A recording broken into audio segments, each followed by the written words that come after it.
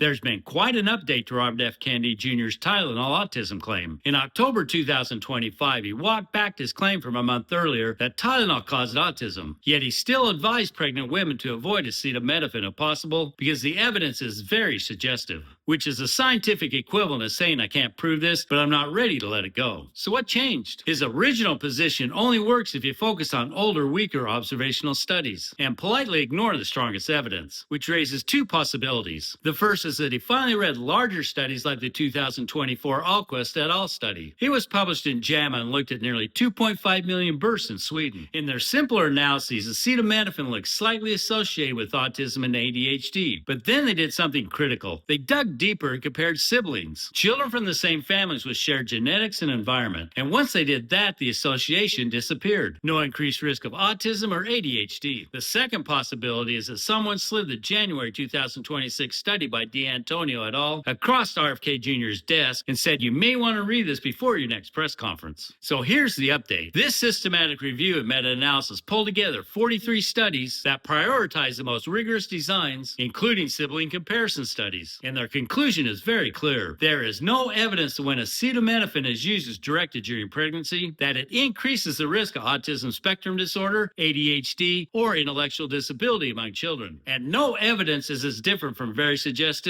as RFK Jr. is from a scientist. So yes, RFK Jr. backed away from saying Tylenol causes autism, but even calling the evidence very suggestive only works if you ignore the strongest studies out there. And clinging to weaker studies to fit your prejudice suggests someone's protecting a narrative, not following the data. The real danger here isn't Tylenol, it's replacing evidence with fear. And that's why all the science, not just cherry-picked studies, has to lead this and other health policy conversations. As always, my answers come from peer-reviewed research.